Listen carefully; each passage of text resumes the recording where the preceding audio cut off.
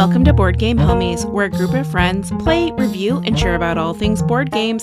Sitting around the table today are Reed, Becky, Gillian, and I'm Angela. Today we have first, second, and third impressions of Everdell, aka an explanation on why Becky hates animals. But first, what's bringing you joy? I feel like you're opening up a can of worms with the AKA.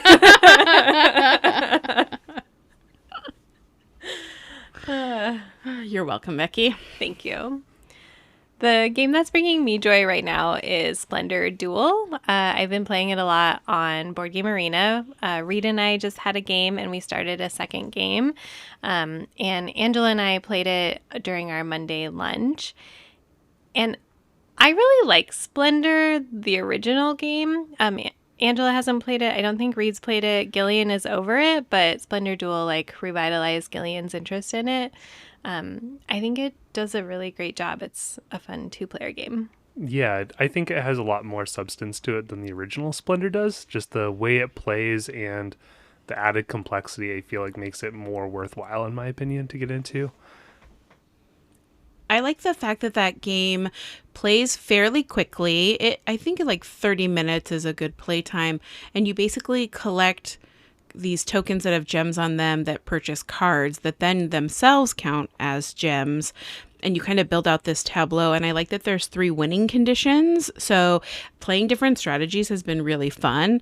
I used to beat Becky more at this game, and then Becky got good, so I'm not as excited to play it because she's been beating me.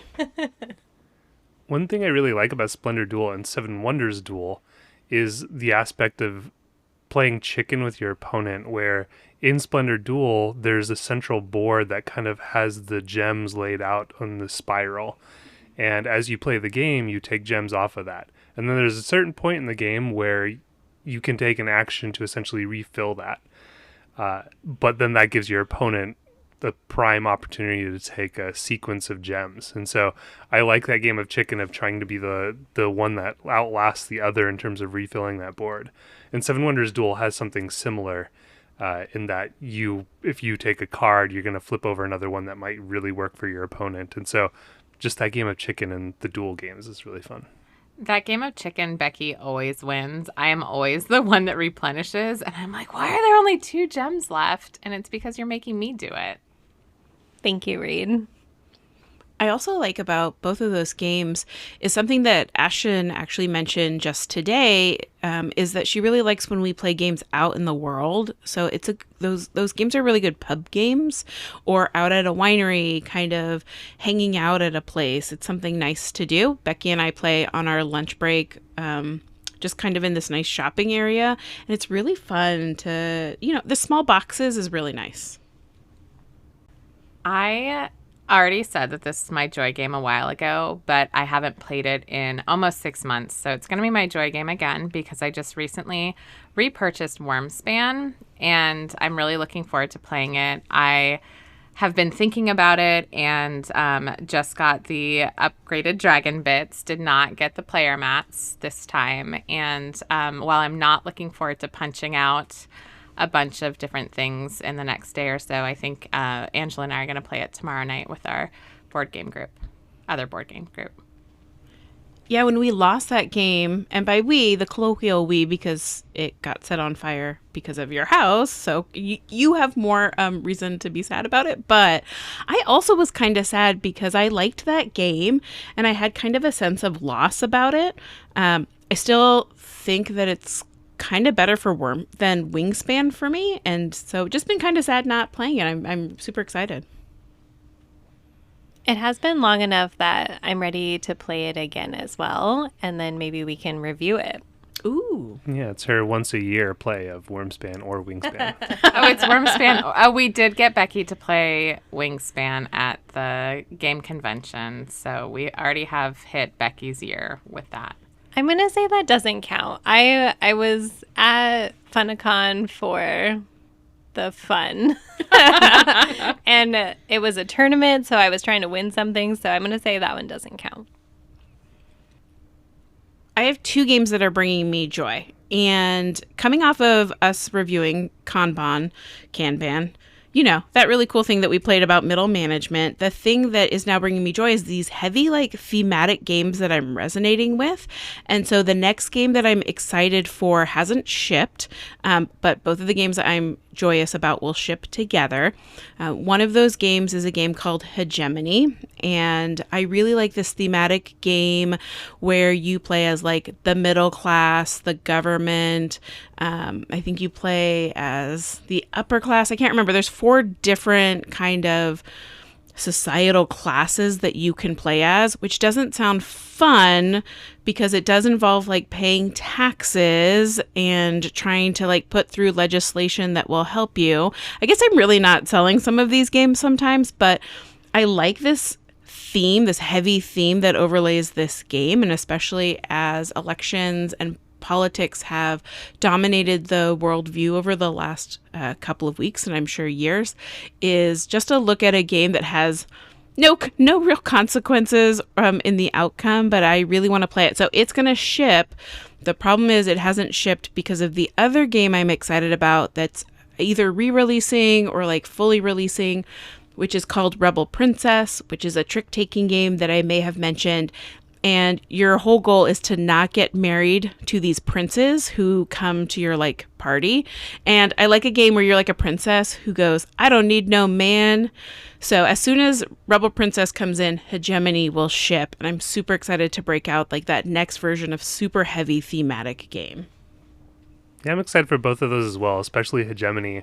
It's kind of similar to Root in a way in that it's highly asymmetric. Each faction or each group plays a different way, and so if you're playing as the working class and you are getting a lot of pressure put on you, long hours from your the upper class person, you can choose to go on strike and not earn them money, essentially. And so it's interesting. I haven't read too much about it, but I am excited to try that. Yeah, it'll be nice to play that right off the heels of Root, the other highly asymmetric game that we're playing soon. We've been waiting for that game for so long. Every time we go to the game store, I see Hegemony and I'm like, hey, Gillian, did Angela buy this? I feel like she should buy this. And it's all because of Rebel Princess, which is like a small box card game. And then Hegemony is like this like $100 huge beefy boy. I mean, like, that's why I paid for the shipping, not because of Rebel Princess. The game that's bringing me joy is a classic, and that's Carcassonne. We've started to play it a bit on BGA together, just as time allows, asymmetric or asynchronous rather. And I've just gotten a lot of joy out of that, playing it and rediscovering why I love that game so much. I was on hiatus with Carcassonne for quite some time. Becky and I played it a lot when we first really got into board games, and then it kind of we kind of got out of the habit of playing it, and playing it on BGA has really reinvigorated my interest. And then Angela and I played it in person again, and it was a lot of fun. I enjoyed it. That game can be mean, and both Reed and Angela think that Becky and I are cutthroat at Carcassonne, so I enjoy that. Apparently we're the odd ones out here. It's not think. They are mean. Oh, I never thought that this game was mean. I thought it was like a meditative, kind of pleasant, you're building these castles and farms, and then all of a sudden they're stealing your cities, and you're on defense, and then... Yeah. It's a tile placement game. You get 52 tiles, and this is, they like to say they created the word meeple. You have little wooden tokens that you put out, and normally, if you're a sane person, you put the tiles out, and then you put your person, and you go, oh gosh, what a great time. I built a castle. And then frickin' here comes Gillian and Becky. They're like, is that a castle? Do you like living in that castle? What if I lived in that castle? And then what if we lived in that castle together, but then my friends come over and we kick you out of the castle that, like, you wanted and you started? And you built it. You were like, this is mine. We're helping. No, you're not helping. You're having the points. Mm-hmm. Yeah. At least I didn't kick your dog. You might as well in my castle. So I also have been really enjoying this game. It is definitely a game you get into, I think, when you get into the hobby. Maybe I'm old now. Maybe like 10, 15 years ago, Carcassonne comes out and you're like, tile, placement, meeple. And then you don't play it for a while. It kind of like goes into a place far away, but it's another kind of, if you have the space for it, it's a decent pub game. And I agree. I like refinding that joy of something that's a classic and a classic for a reason. And it's just really fun, except if you play with Becky and Gillian. It's still fun. We're having a great time. I love that Becky and Gillian have a car copy. Like, they have a Carcassonne that they bring out. And I swear, when we played it, Angela and I were literally shocked. Yeah, absolutely. Never eat pizza and play Carcassonne with Becky and Gillian. Except everyone should have a Carcassonne. It's a great game. You should just have it ready to go.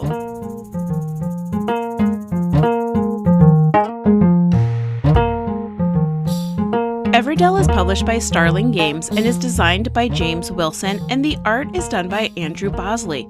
It was released in 2018 and plays 1 to 4 players. It retails for $59.99 American dollars. It's available at board game shops and Targets all over the place. This game has numerous expansions, including My Little Everdell for younger players, a 2023 re-implementation called Everdell Far Shore, and the upcoming 2024 release Everdell Duo for 2 players. Gillian, how do we play this game? Everdell is at its heart a worker placement game, but it also has a large component of tableau building. In the game, you're going to be taking on little woodland creatures over the course of 3 seasons, spring, summer, and autumn. And as you go through an individual season, you're going to collect resources by placing workers on different spots, be it the forest or basic areas along the road. And you then subsequently use those resources to bring critters into your tableau or into your civilization. You can also bring constructions into your civilizations, so buildings such as clock towers or dungeons. And one thing that's interesting about the game is that as you build these constructions, they can allow you to chain or basically bring additional critters into your city through kind of a free expansion, essentially. So say you have the clock tower, you can use its special ability to play the historian for free. And so in the first season, spring, you'll only have 2 workers. And then as you kind of pass along into summer and then autumn, you're going to get more workers to use throughout the season. And so the goal of the game is to collect the most points at the end. And so you're limited to 15 unique cards in your city. So once you've placed your 15th card in your city, that's as large as your city can get. And so you're at that point limited to pursuing endgame goals. And so another thing that you're trying to do throughout the game is bring critters and constructions into your city that allow you to meet certain events. So there are 4 basic events and then 4 unique events. The basic events are basically matching X number of symbols in your city. So purple symbols, if you have 4 of those or 3 of those, you'll be able to claim that event, which will give you endgame points. Then the special events are unique for each game. So there's a deck of those that you draw through and you reveal 4 of them, and they might require, say, the judge and the post office to be in your city, and then you can claim that for endgame points as well. And that is essentially how the game goes. You'll play through the 3 seasons. At the end of the 3rd season, you'll just count points. Whoever has the most wins. One thing that's interesting about the game, though, is as you progress through the seasons, it can be a little asynchronous. So somebody can pass from spring into summer and work within summer for quite some time while 1 or more other players are still in spring. And so there may be a point at the end of the game where somebody has passed through all 3 seasons. 1 person may be in spring still, which is kind of a rarity, but the others might be in summer. And so you have that asynchronous play in a way that may result in different end game lengths for individual players. We've played this game a few different times and I've played at different player counts. What do you think of this game? It was interesting because my first exposure to Everdell was around the time it first came out. And I thought it was okay at the time. And then when the 4 of us kind of formed Board Game Homies, Reed had the game and we played it. And I actually really enjoyed that play that we had. And then we played it, I think, 2 more times after that, and I still enjoyed it. And then we just finished playing before we recorded, or before this recording, and I almost feel like this play soured me a little bit. It was just the length of play was a lot more than I thought it was, or maybe than it previously was. I didn't look at board game stats to see how this game played compared to the others, but it took us about 2 hours in a 4-player game. And I think maybe that perspective was soured because we just played Kanban, and that was almost the same length as it took us to play Kanban EV. And so then I looked to those and I'm like, I'd rather be playing Kanban if I'm playing a 2.5 hour long game. And with the length of the game, I think I have to share this right now. The previous game we played during our board game weekend, I finished the game first, and then it was taking a while, so I took the dog outside for a walk, and then I came back and you guys were still playing, and it ended up being 40 minutes until the game was over after I was finished, and I took second to last. But not last, Becky. That distinction went to Reed. I know, and I think that makes it worse that I sat around for 40 minutes and I didn't lose. Sorry, Reed. But you would expect that I would not do well if I ended that much more quickly. Well, Becky, you just didn't Everdell. Absolutely. The length of this game is fascinating, and I think when we review a game, and we'll get to some of the positives, but I think that the length of the game in the play is something that we now kind of joke about, but it is kind of a sticking point for the game. It does make it a little interesting. Like, you never know kind of what play you're going to get because of how awkward the length of time is. Gillian always jokes that I compare every single game to Terraforming Mars. But I love Terraforming Mars, and the last time we played, it just felt long. And that, for me, was where the fault was in that game. And it could be because I'm a little tired tonight, but I definitely was not as enthusiastic about this play either because it did feel long. Reed and Gillian, is this because you also finished before the final player finished playing the game and you had to sit around and wait? No, I definitely enjoyed just observing Angela talk to herself and shuffle cards into different piles and then take back what she just did and kind of go through an Everdell. We call that Everdelling, where you just kind of get stuck in your own loop and play for an additional 10 minutes. And it doesn't necessarily help your score that much. You just get stuck. Yeah, I think one of the things that I actually really like about this game, and the first time we played it, I was like, I enjoyed it. I don't know how I feel. And part of it was because of the end length. We played it a second time and I was like, you know what? I really love this. This is kind of fun. And the part that resonated and was fun for me is that combo wombo nature. Because you play a building, and then on your next turn, if the creature associated with that building is in the market, you get to play it for free. And that gives you such like an endorphin, like, ooh, I get a free animal. I hope nobody takes it. You're like, the whole time I was like, Gillian, did you get the creature for this farm? What are you doing over there? Because I don't want you to steal the thing that I'm going to get. And I like that combo. I like matching pairs. And I try really hard to get a building before I play the creature, because the combo only works one way. So if you get the building, then you get the creature for free. But if you play the creature and pay its cost, you don't get the building. So I'm like, so inefficient for my turns.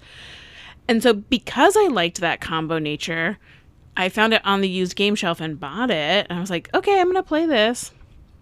But the thing that always made me a little wary was I don't like player elimination games. And even though this isn't somebody being eliminated, somebody finishing way before feels like player elimination, because you're sitting and you're waiting and you're waiting.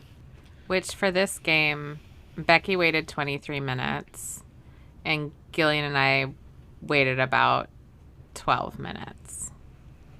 And when you're the last player, and I tried to embrace it more and be like, you guys can't peer pressure me. But the first time this happened, there's a few cards where you can kind of like destroy a card in your town to gain its resources. and then you gain those resources, you can play another card, which is cool. That's kind of a combo piece.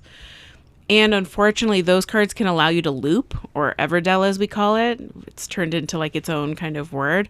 And that Everdelling then gets real awkward because you get stuck in your head and you're like, I'll just do this to do this to do this. Oh, that got you no points. But it took 20 minutes. Yeah, it's interesting. I definitely got stuck in that loop in one of our plays, but this one, the game that we just played, I got into a really unique loop that I thought was really beneficial in the first season in spring, because I was able to stay in spring much longer than the three of you. I think one of you might have even gotten into winter or very close to winter by the time or autumn by the time I left spring. And so I found that very satisfying. Like, oh, I figured out how to maneuver the cards so that I can maximize the resources that I get. So I do enjoy that little puzzle in it. But yeah, certainly the game length can draw on. For me, in the beginning of the game, I have a lot of anxiety, I guess beginning and middle. I have a lot of anxiety just because I feel like I'm moving too quickly, which, to be fair, I don't have great scores in this game. I think I'm not good at it. And I'm like, I was the person about to go into autumn as Gillian is about to leave spring for the first time. And I'm just like, I'm doing such a terrible job. Nobody is in the same spot. I'm about to go into this different place. Nobody's coming with me. What am I doing wrong? And I was thinking about that actually earlier today. And I think that I try to finish the game early, like in Arc Nova, to my benefit. So all of you are building up your engines to score even more points, and I have just enough points where I feel like I can end the game and win, or hopefully win. And so I go to that strategy a lot, to end it quickly. I win the points. You guys suck for trying to get even more points. And that does not work in Everdell. I also don't engine very well in Everdelling, and Becky and I tend to be in the same point scoring realm. And, you know, just in some games that, like Wyrmspan, where you're always playing with a ton of cards and tucking cards and whatnot, I feel like the engine building in Everdell isn't my favorite part about Everdell. It can be really hard because in the first season, you only get 2 workers. So if you don't have a good hand that can synergize something, or you can get a quick combo, and that's true of a lot of games. You mentioned Arc Nova. The cards you have in your hand, if they play with each other, is important. I do like the fact that if you go first in this game, you get to place your worker first, which means you get probably the most advantageous resources, but you start your hand with fewer cards, so then you have fewer opportunities for those synergies to show up. And then whatever is in the communal, like, forest area, that's also really important. But you only get 2 turns. So even in this last play, I had to use both my workers to get enough resources to play 1 card. And then I was lucky enough that 1 card then allowed me to get 1 more card. But it was one of the shortest first seasons I'd actually ever had. And so it felt a little choppy, that play, which hadn't felt that choppy before. Yeah, I had the opposite experience. I felt like my first season was actually very productive in this one, and I was actually able to do, I think, what you usually do, and that's kind of combo off. I had the cards in hand to actually do some interesting things, and I was able to stay in that season for a while. One of the things I really like about this game is Andrew Bosley's art. It really blows me away. There's a lot I love about this game, and I feel like we're kind of, you know, just coming off a play that seemed a little awkward maybe, but the game is, as stealing Becky's role, is so beautiful. Like, the pieces are beautiful. The little squishy berries are one of my favorite things. It is not a cheap game. I know that Angela said $59.99, which might be where you can get some of it, but I have bought it now twice, and each time has been about $75. It's a lot. It's a lot of money. Mm-hmm. When it first came out, Gillian kept pointing it out to me, and I was absolutely in love with the artwork. I love the little critters. They're so cute. Like, it's bright, it's colorful, the berries. But for some reason, I kept saying, no, I don't think we should buy it. I don't think we should buy it. And then our friends had it and we tried it, and I did not love it. And I think I still don't love Everdell, but I do still see why so many people, including the three of you, enjoy this game. Because it is a good game. And to me, it reminds me of Wyrmspan, which is another game I don't really like. Is it the animals? Becky, I don't know if you remember this, but the first time that we played Everdell, you said, I think this game's too nice. I think Becky needs a mean game. There's only one mean card, the Fool, the negative one. Is there anything else mean that you can do?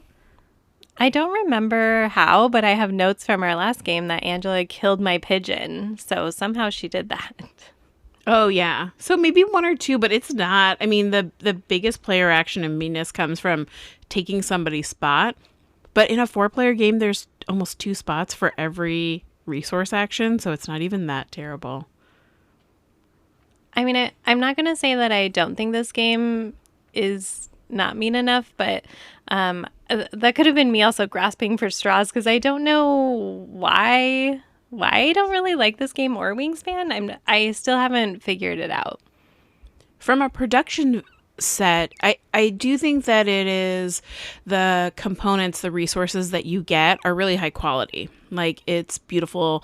There's resin, stone, and sticks, or branches probably is more official.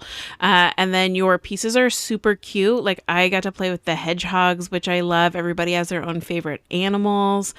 And the one thing that I think they try to make really beautiful that doesn't super work is there's a tree you put together, and then the tree is really hard to put together and take down all the time.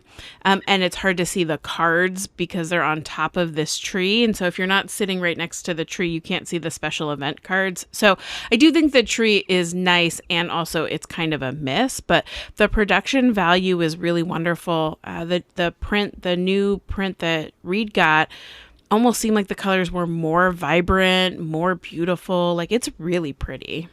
Mm-hmm. Yeah, the table presence is certainly there. And I remember when it first came out, and at the conventions, the year it came out, everyone was talking about it because the tree stood out when people were walking by tables. And so it drew a lot of attention. And yeah, I would say I'm not a huge fan of the tree either, but I do enjoy the rest of the art. I think that the writing on the cards is a little small. I talk about that and not being able to see it very clearly. And yeah, I think that that's something where, while I absolutely love all the animals and the details, that they could put more space on the writing and smaller animals, or a portion of the animals. But Reed, were you wearing your glasses? Absolutely not. Absolutely not. There is also a small production issue in terms of, because the cards are so beautiful, that sometimes the resource, especially like the stick branch resource, merges with the background of the card. So that can be kind of difficult to tell. And again, like, I'm older, my eyes aren't what they used to be. Reed doesn't wear her glasses, but the resources can be hard to tell from the art. I think there could have been a better distinction used on the cards. Yeah, I also want to make sure that we talk about the reprint of the game. So Angela bought the game used that must have been the first edition of it. And instead of the hunter or gatherer, it has husband and wife. And we learned that we didn't know that it was a different piece until we were playing that and being like, oh, this is weird. This isn't the hunter and gatherer. And then did some research, and they actually made a pack to replace that because there was kind of concern about it not being supportive of the queer community and how people saw themselves represented in the game. Yeah, that was definitely shocking. I mean, I bought a used game. I didn't think about it in any sort of way. And being a queer person myself, just being like, oh, this is kind of heteronormative, and you can't really play 2 wives together or 2 husbands together. And the cards are different, right? You can't just house rule it because the actions are kind of different. But I appreciated that for my birthday, Reed got me The Hunter and the Gatherer. which are cool. They're a little, I don't know, they're like mice, so it's hard to put values of heteronormativity and traditional roles of Child rearing. So like the fact that the wife has all of the kids and is in the kitchen and that the husband isn't kind of felt like a miss. And I think they acknowledged that it was a miss. I think that's why playtesting and having a variety of humans from different backgrounds playtesting does help. And they rectified it for sure. Something similar that Stonemeyer did, which I really appreciate from Jamie Stegmaier. In the viticulture world, you get a mama or a papa who helps start off. You get kind of like a little advantage, but you have to have a mama and a papa. And he kind of addressed that and did it in the same way that Everdell went back and fixed it. And so I appreciate that because I think it is like saying, hey, people who play games come from a lot of different backgrounds and we do want to have representation and not maybe say, hey, this is the only way these two mice can hang out is by wife, kitchen, kids, husband, outside, farm, they together. Super awesome. So I just appreciate that. One thing that we talked about with Kanban was how long we think it would last, the replayability essentially of Kanban. And so I kind of think that here it's interesting. I don't think the base game has a ton of replayability in my opinion. There are, as Angela said, there are a lot of expansions for the game, and we've been playing with one expansion, Spirecrest, in the past few games that I think adds a little meat to the bones of the game, and I think really enhances its replayability. That said, I still don't have an animal after 3 different plays, which is very unfortunate. I'm very bitter about it. But nonetheless, I do enjoy Spirecrest. It, like I said, it adds a little more complexity and just a more oomph to the game that I think was sorely missing from the base game. And I just think the base game is a little too vanilla and kind of like base viticulture without Tuscany. I would say it just doesn't have the variability to really keep my attention for a long time. So to further explain the animals that Gillian is lacking or has lacked in the Spirecrest expansion is that they are large animal-shaped meeple creature type things that have a saddle on them that you actually slide your regular animal-shaped meeple into and then ride around, and they have special powers. And they are beautiful. Oh my God, so cute. They're so cute. I know. Gillian, I'm so sorry that you have not yet to have experienced them other than the one pity goat that we gave you just to ride around. We were so sad that he didn't get one the first time. At the very end, we said, you could just use this goat with no powers. So Gillian gets the pity goat, but it's been like 3 games. And 3 games, which ends up being a total of 27 cards cycled through over the course of those 3 games, and I did not see a single animal. The rest of us are playing with like multiple animals. We're like living our best life. And we were like, he's got to get one this game. I mean, he's won, so I feel like that's a victory. So yeah, I mean, that's the strategy. You just don't get animals and win. On the expansions tip, there is something called the Everdell Big Box, which, no joke, it is huge. It is full of tons and tons of cards. You know, there are different rules that are added with the expansion, different meeples that you can play. Spirecrest has lizards, which Reed absolutely loves. And I think My Little Everdell is a streamlined, like simpler version of the game. The base game of Everdell plays, I think the rating is 10 and up. So My Little Everdell would be for youngers. I don't know how many of those expansions you really need, but if you love the game, there's going to be so much content for you to like dig through, and you could buy the really, really big box. That box is bigger than me. She's not lying. That box is huge. Like, what shelf are you going to put that box on? It's out as art all the time with the tree on top, probably. It's a new coffee table.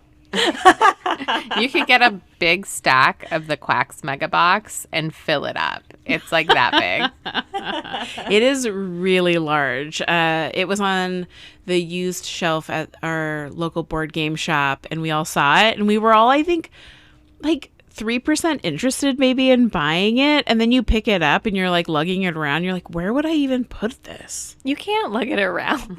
It's too heavy. I really like this game.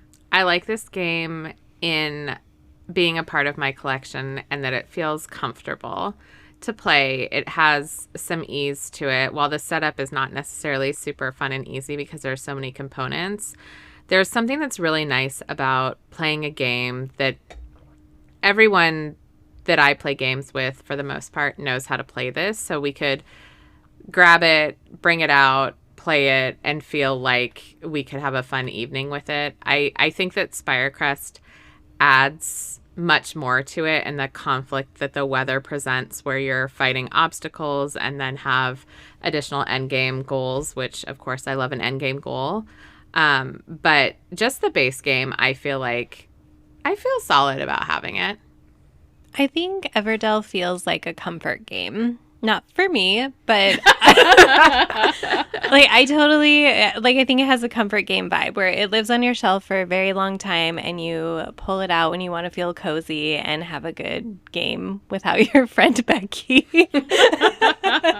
That's how I feel about viticulture. And Becky won't play it with me anymore, so it's not much of a comfort game for me. Well, that's because you made me cry. Well, I made me cry because of you winning all the time. I definitely, with Everdell, my sourness of Everdell, that is where I wouldn't want to play it all the time, is because I know that it bumps Becky out. And then it's not just like, oh, it's an animal, so I hate it, which is usually Becky's mantra. But it's like, oh, it was 40 minutes. It was 23 minutes that Becky was sitting aside. And I'm like, how can you have fun if your friend is over there looking sad? Yeah, we played this game with our other board gaming group that Reed and I have. We haven't experienced as long of wait times as that. It's maybe a couple of minutes. It hasn't been atrocious. I will say it was also, I felt like a smooth play with them. And they've asked to play it again. So I think it definitely has a place in my collection. After this play, which wasn't that great, do I want to take maybe a little bit of a break from it? Yeah, but I do also think that in like a month, I'm going to be jazzed to be like, oh, I'd like to bring Everdell out and just see what it's like. Of course, I'll have to go to Reed's house and borrow Spirecrest because I don't own that expansion. But it was enough that I was like, this is an introductory game that has some meaty bits of like tableau building that you could play with people who aren't hardcore gamers. Like if you just had regular gaming family, I think you could bring this game out and people would enjoy it. I have two thoughts on that. One is that I think that this game is kind of like playing Dominion with resources or something. Like you get to see the card, you pay for their value, and then you build this tableau. And I think that that feels comfortable for a lot of people because it's kind of intuitive. You play a construction, then you get to play a critter for free, or they go together and have the resources listed, you collect the resources, that kind of thing. So again, I feel like it's kind of a classic game in that way. My other thought is like, why are we so bummed on this game right now? Because we just finished playing Kanban, and that's such a good game. Which Kanban is like growing on Gillian, and I think everybody, as we've been kind of sitting with it. Well, it's interesting because worker placement is such a fundamental mechanism in board games, and it's one of my favorite mechanisms. And Kanban is one of the best worker placements I've played. Just the complexity and just how everything worked together, and the very in-depth interactions between players, I think, is very appealing. But in Everdell, I feel like that player interaction is more limited, and so it's not as engaging in that capacity. I found myself often just looking at my tableau trying to figure out, how can I maximize this, without really looking at what other people are doing. I think if a 4-player game of Everdell took like 45 minutes, maybe an hour, it would be more exciting. Like if our last game took 2 hours and if we could have just played Kanban Eevee, I think we all would have gotten more out of it, I guess, just in terms of the crunchiness. unless we're looking for that like cozy comfort game. Like, are we broken? Are we only maybe? But like, are we like, have we passed that point where Everdell is too light? I don't feel that way. I think that there is a place, as you know, as somebody who owns a lot of light games, I think light games have absolutely a place. Like, Splendor Duel isn't rated 4.23 in the heaviness rating on BGG, but, you know, Becky was just like, I freaking love Splendor Duel right now, and I'm getting a lot out of that. Carcassonne is the same thing. It's not super highly rated. So I don't think it's the crunchy factor.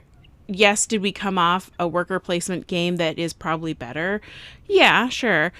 But I also think that, to what you had pointed out with Becky, there isn't a lot of competitiveness for spots. So it can feel a little bit like Wyrmspan, where you're just playing solitaire a little bit, right? You're building your own tableau.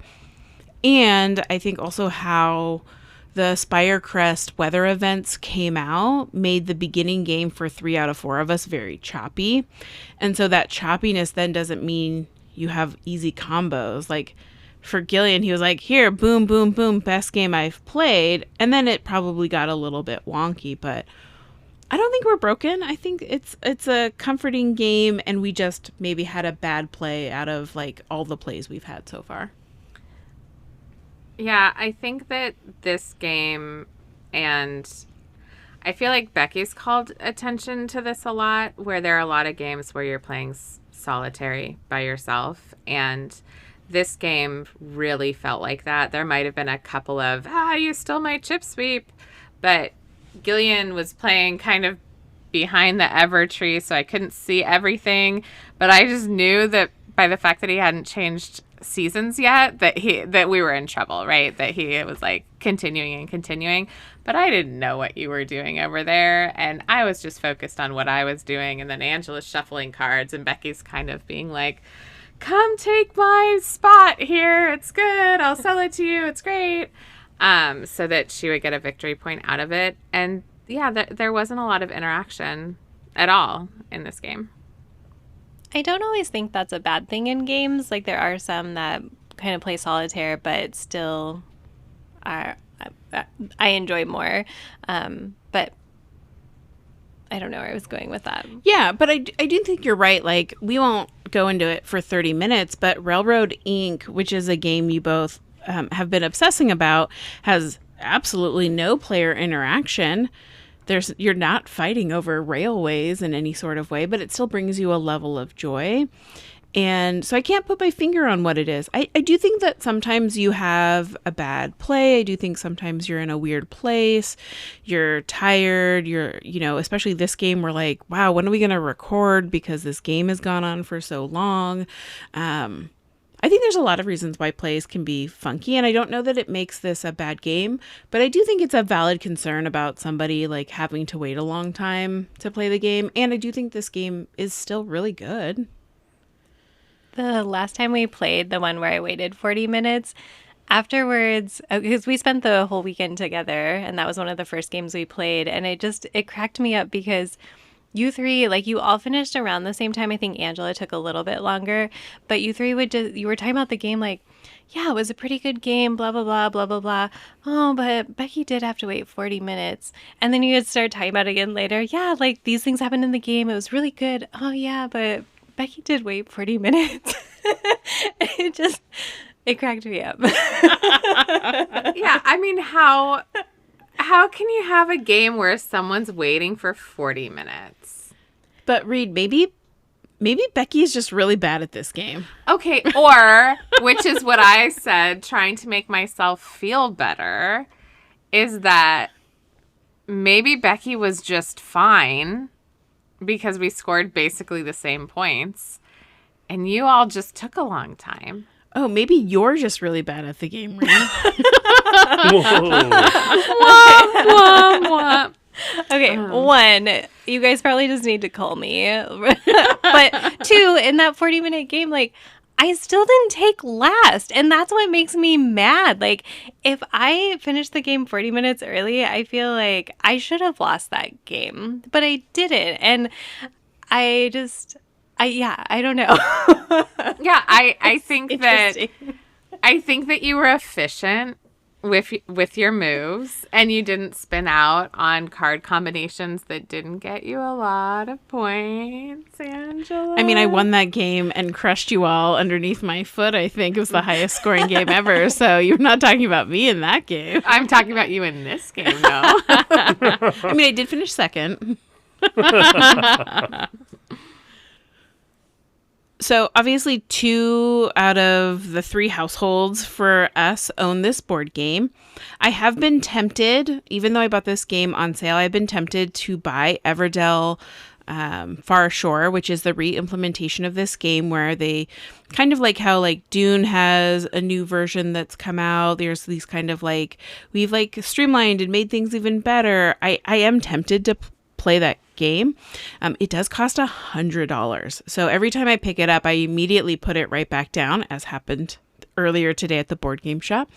But I am fascinated by that, and I do like this game enough that I would consider maybe trading in my copy and getting Spirecrest. Not Spirecrest, but Far Shore. I had hoped when I bought this game and Reed hadn't repurchased that she would buy Far Shore, but she did not. Gillian told me Spirecrest was the way to go. Well, that was before I knew anything about Far Shore, but it didn't matter because you didn't like nautical themes. Yeah, Reed doesn't like boats. Yeah, I don't like boats. It's got boats as kind of the thematic piece. So I would say that this game is going to live in my collection for a little bit more. I don't know how long because Far Shore does exist. The intellectual property of Everdell is interesting, and I would love to try out actually Everdell Duo. In the same way about Splendor Duel, I wonder if the 2-player version would be kind of cool. So for now, I think it has a really great place, but and I have enough people to play it with past just this game group. So that's who I would say I would see the game for, is people like me and maybe Ashton. I would say maybe one stopgap or one step towards Far Shore is to get a different expansion. The other one that I heard great things about is Belfair. I think that's the one that people rave about.